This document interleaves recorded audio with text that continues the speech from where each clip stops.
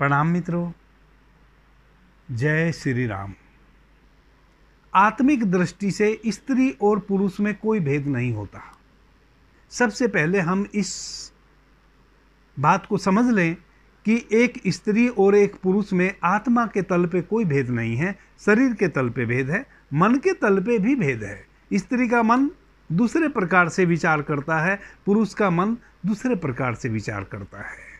7 साल तक एक लड़के में और एक लड़की में कोई भेद नहीं होता। थोड़ा सा फिजिकली भेद होता है। 7 साल तक आप लड़के को लड़की के कपड़े पहना दीजिए तो आप नहीं समझ पाएंगे कि वह लड़की नहीं है।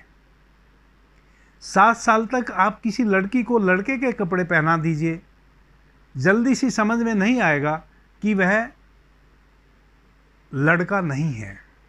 7 साल तक लड़का हो या लड़की हो, उसकी आवाज़ एक जैसी होती है। लड़के की भी आवाज़ बारीक होती है, लड़की की तरह होती है, स्त्री की तरह होती है। लड़के को पता चलता है अगले 7 साल में। पहला जो चक्र है वह 7 साल का है। हमारा जो शरीर का चक्र है वह 7 साल में पूरा होता है, एक चक्र। तो पहला चक्र प्रथम दिन से और 7 वर्ष तक, 8वें साल से हमारा दूसरा चक्र शुरू हो जाता है। ऐसे ही एक लड़का 8वें वर्ष में प्रवेश करता है, तैसे ही उसकी आवाज़ भारी होने लगती है। धीरे धीरे जो उसकी आवाज़ बारीक थी, लड़की जैसी थी, उसमें भेद होने लगता है। वह थोड़ा भर्राई हुई सी होने लगती है। उसको कहीं ना कहीं भीतर यह बोध होना शुरू हो जाता है कि मैं लड़का हूँ।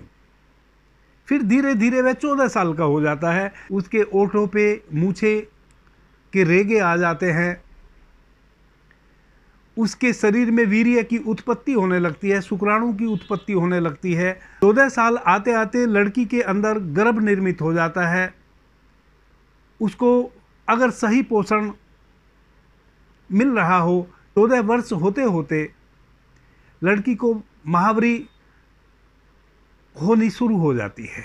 यानी कि दूसरा चक्र पूरा होते होते एक लड़का पूरा पुरुष हो जाता है और एक लड़की पूरी स्त्री हो जाती है। एक लड़का पूरा पुरुष कब हो जाता है? जब उसके अंदर वीर्य की उत्पत्ति हो जाए। एक लड़की पूरी स्त्री कब हो जाती है? जब उसके अंदर गर्भाशय पूर्ण हो जाए और उसको महावरी होने लग जाए।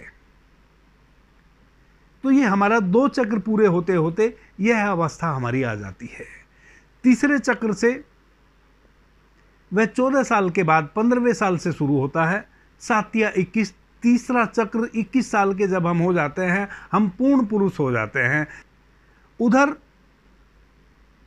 जो स्त्री है वह भी पूर्ण अपने यौवन में होती है 21 वर्ष की आयु आते आते। हमारे यहाँ जो व्यवस्था रही है, चूंकि स्त्री और पुरुष में एक भेद बहुत गहरा है, उस पर मैं अभी चर्चा नहीं करूँगा, वीडियो बहुत लंबा हो जाएगा। तो स्त्री जो है वो पहले जवान हो जाती है। वह 18 साल की उम्र होते होते ही एक लड़की पूरी तरह जवान हो जाती है, लेकिन एक लड़के को पूरा जवान होने में 21 वर्ष लगते हैं। इसलिए हमारे यहाँ प्राचीन समय से 21 वर्ष का लड़का और 18 वर्ष की लड़की जब हो जाती है, तब उनका विवाह संस्कार किया जाता है। तब वह परिपक्व हो गए होते हैं, गृहस्थ जीवन को जी सकते हैं। अब 7 चौक 28, 7 पंजे 35, 7 छंग 42, तीसरा चक्र पूरा हो जाता है। चौथे चक्र में प्रवेश कर जाते हैं तो विवाह संस्कार हो जाता है। और छठे चक्र में प्रवेश करते करते फिर एक घटना घटती है। जैसे ही हमारे 6 चक्र पूरे हो जाते हैं, हम 7वें चक्र में प्रवेश करते हैं, तैसे ही फिर एक घटना घटती है। 7 छंग 42, 7 सदे 49। तो 42 वर्ष से 49 वर्ष की आयु स्त्री के लिए वह समय है जब उसकी महावरी फिर से बंद हो जाती है। जैसे ही स्त्री का गर्भाशय का मुंह बंद होता है, इसका मतलब हुआ कि एक स्त्री अपने स्त्री तत्व को पूरी तरह जी ली। वैसे ही पुरुष 6 चक्र पूरे हुए और 7वें चक्र में प्रवेश किया। 7वां चक्र पूरा होते होते 49 साल होते होते पुरुष अपने पुरुष तत्व को पूरी तरह जी चुका होता है, पुरुष भी अपने पुरुष तत्व को पूरी तरह जी चुका होता है, स्त्री भी अपने स्त्री तत्व को पूरी तरह जी चुकी होती है। अब यहाँ से एक दूसरी दुनिया शुरू होती है। यहाँ से दूसरी दुनिया क्या शुरू होती है, इस बात को बहुत ही गहनता से समझने की अनिवार्यता है। अंडाणु और शुक्राणु, स्त्री के अंडाणु और पुरुष के शुक्राणु से एक जीव की उत्पत्ति होती है, चाहे वह स्त्री है चाहे वह पुरुष है। यानी कि एक पुरुष के शरीर का जो निर्माण हुआ है वह स्त्री के अंडे से और पुरुष के शुक्राणु से हुआ है। वैसे ही एक स्त्री का जो निर्माण हुआ है वह भी पुरुष के शुक्राणु से और स्त्री के अंडे से हुआ है। मित्रों, आज हम आधुनिक युग में जब डीएनए टेस्ट कराते हैं तो एक बच्चे का जब हम डीएनए कराते हैं तो माँ का भी डीएनए और पिता का भी डीएनए, दोनों का डीएनए बच्चे में मिलता है। वैसे ही क्यों मिलता है? क्योंकि अंडाणु और शुक्राणु से निर्मित है कोई भी बच्चा, वह स्त्री हो या पुरुष हो। तो जो स्त्री है वह चूंकि शारीरिक रूप से फिजिकली स्त्री है, इसलिए सबसे पहले मूल जो उसका तत्व है वह स्त्री है। तो सबसे पहले जैसे ही वह जवान होती है वह अपने स्त्री तत्व को जीती है। 49 साल आते आते उसका स्त्री तत्व चुक जाता है, पूरी तरह वह स्त्री तत्व को जी लेती है, महावरी बंद हो जाती है, वह अपने स्त्री तत्व को जी लेती है। अब वह गर्भ धारण नहीं कर सकती, अब वह संतान उत्पत्ति नहीं कर सकती। इसका मतलब हुआ कि वह अपने स्त्री तत्व को जी ली, अब इसके आगे स्त्री तत्व उसके पास बचा नहीं। जैसे ही एक स्त्री की महावरी बंद होती है, गर्भाशय का मुंह सदैव के लिए बंद होता है, तैसे ही अब उसके भीतर जो पुरुष का शुक्राणु है, अब उसके अंदर पुरुष तत्व जगना शुरू होता है। एक स्त्री के अंदर पुरुष तत्व जगना शुरू होता है। इसलिए आपने देखा होगा अक्सर जैसे ही महिलाएं 49 साल पार करती हैं तैसे ही वह सशक्त होने लगती हैं, तैसे ही उनका जो व्यवहार है वह पुरुषों जैसा होने लगता है। बहुत सारी महिलाओं को तो मूंछों के रेगे तक आ जाते हैं ओठों पे। अगर मूंछों के रेगे नहीं आए हैं तो भी उनके स्वभाव में आमूलचूल परिवर्तन होता है। वह पुरुष की तरह व्यवहार करने लगती हैं, वह पुरुष की तरह जीने लगती हैं, पुरुष की तरह धीरे धीरे हल्की हल्की कठोर होने लगती हैं, पुरुष की तरह फैसले लेने लगती हैं, डिसीजन लेने लगती हैं। पुरुष की तरह वह अब अपने घर की मालकिन हो जाती हैं, अब वह सही रूप में मालकिन हो जाती हैं। पुरुष की तरह अब वह सब चीजों पे अपना आधिपत्य बनाने में लग जाती है। पुरुष की तरह अब वह अपने घर के बाहर, अपने अड़ोस में, अपने पड़ोस में अपने प्रभाव को जमाना शुरू करने लग जाती है। यानी कि अपने घर से लेके अपने रिश्तेदारों तक, अपने पड़ोसियों तक अब वह अपना एक प्रभाव जमाने में लग जाती है स्वाभाविक रूप से। क्योंकि स्त्री तत्व तो समाप्त हुआ, स्त्री होती है कोमल, मन से भी, शरीर से भी, हृदय से भी।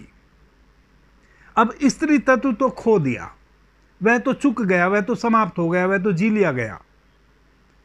अब बारी आती है पुरुष तत्व की। तो स्वाभाविक है ये गुण आएंगे, आते हैं, किसी में कम आते हैं, किसी में ज्यादा आते हैं, आते 100% हैं। कोई स्त्री बच नहीं सकती।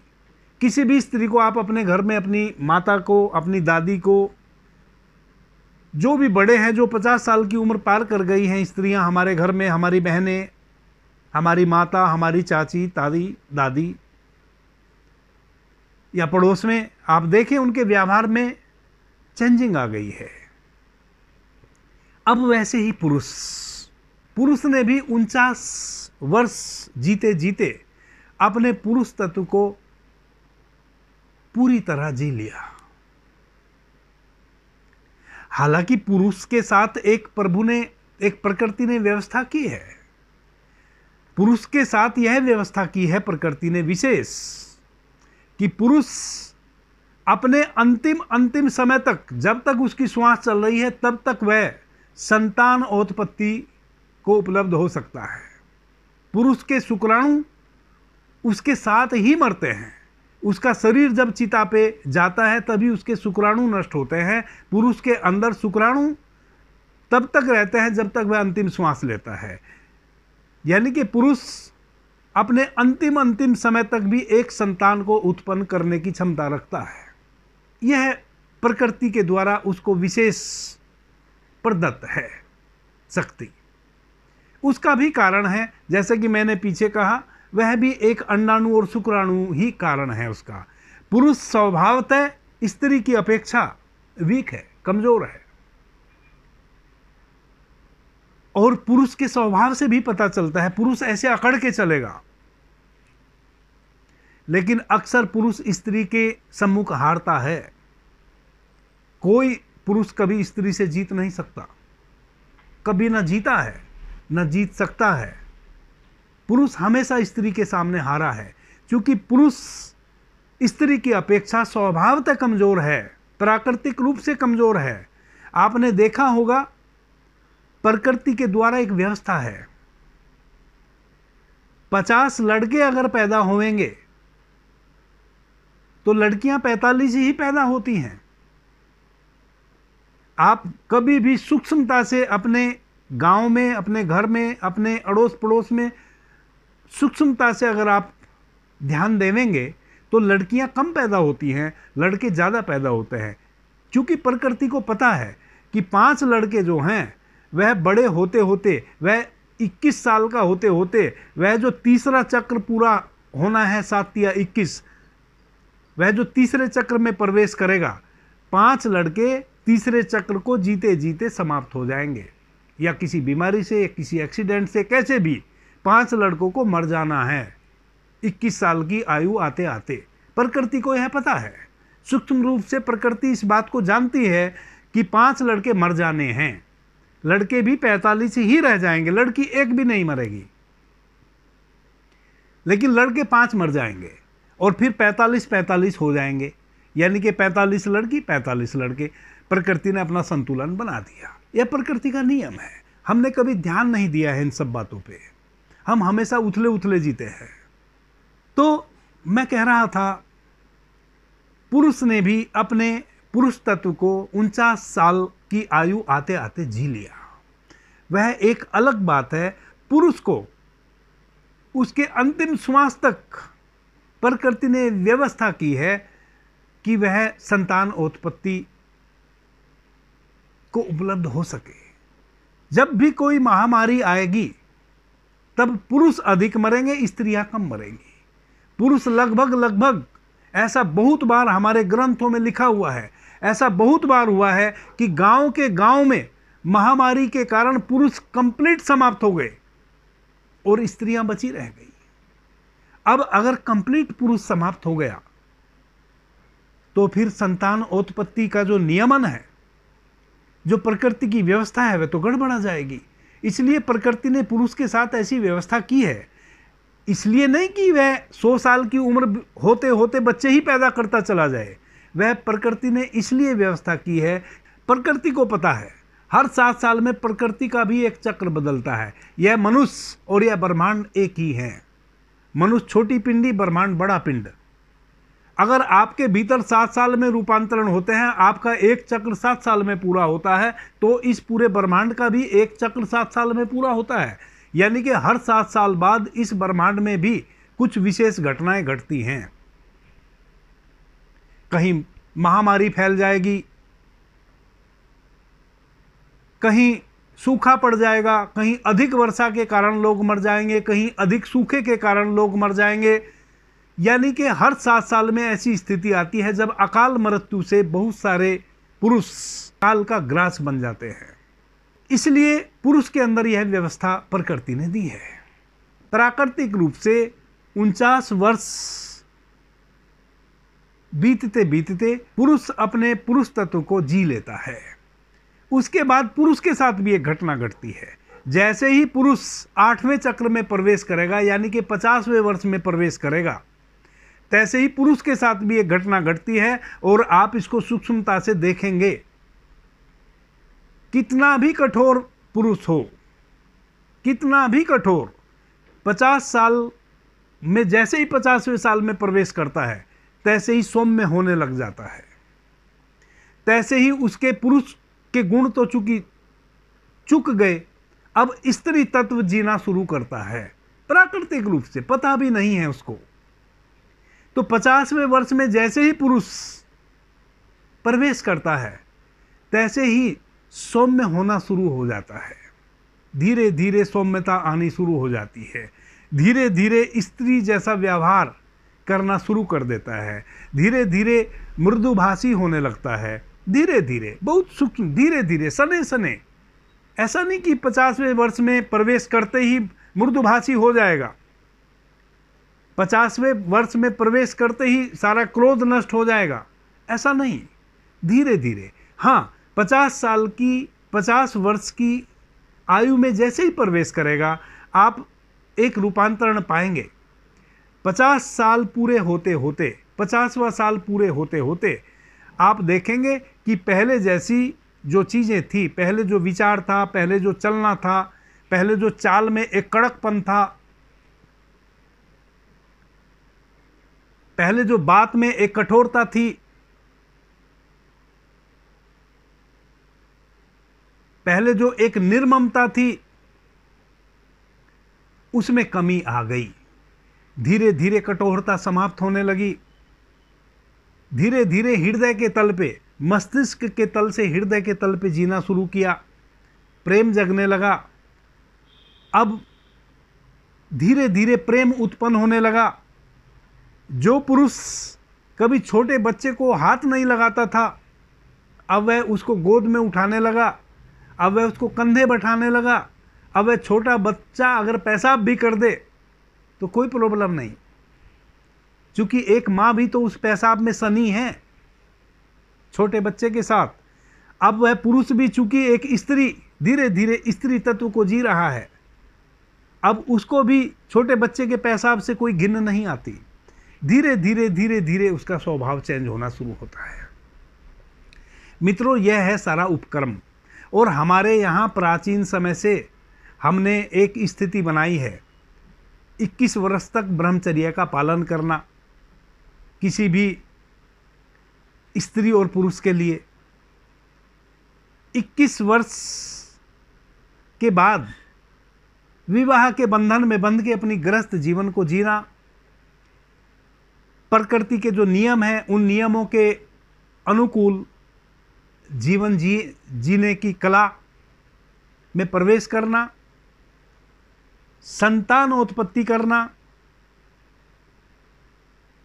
और 35 वर्ष के बाद 14 साल दिए हैं गृहस्थ जीवन को। हमारे शास्त्रों ने 14 साल दिए हैं, 21 से 35। तीसरे चक्र में जब तीसरा चक्र पूरा हो जाए तो विवाह, 5वां चक्र पूरा हो जाए, छठे में प्रवेश कर जाए तो धीरे धीरे विरक्ति, और 7वां चक्र, 6 चक्र पूरे हो जाए, 7वें में प्रवेश कर जाए तो संन्यास आश्रम। कब संन्यास आश्रम? जब आप अपने पुरुष तत्व को पूरी तरह जी ले, पुरुष तत्व को पूरी तरह जी ले और एक स्त्री के तत्व आपके भीतर जगने लगे, तो 49 वर्ष से 56वें वर्ष तक फिर अपना पोता पोती सबको, नाती नतनी सबको यह एहसास कराता है एक पुरुष कि मेरे विषय में सब गलत कहते थे, मैं कठोर आदमी नहीं हूं, देखो मैं तो कितना सॉफ्ट हूं। क्योंकि वह सॉफ्ट धीरे होने लगता है। वह जो उसने कभी बच्चे को नहीं खिलाया, वह जो उसने किसी को गले कभी नहीं लगाया, वह जो उसके भीतर कठोरता थी, चूंकि धीरे धीरे छिन्न होने लगी। 49 वर्ष से 56 वर्ष की आयु आते आते वह बहुत सॉफ्ट हो जाता है। जो छोटे परिवारजन हैं उसके अपने जो अनुभव हैं, उन अनुभवों से उनको संवारता है। और 56 वर्ष के बाद जैसे ही 7वें चक्र में प्रवेश करता है संन्यास आश्रम। यह हमारी विधान रहा है प्राचीन समय से। विरक्ति, घर त्याग, संन्यास आश्रम, वनवास, अब उसको जानना है जिसको जानने के बाद और कुछ भी जानना बाकी नहीं रह जाता। तो यह हमारी व्यवस्था रही है।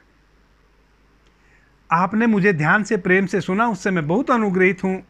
सभी मित्रों को मेरा प्रणाम, धन्यवाद। जय श्री राम।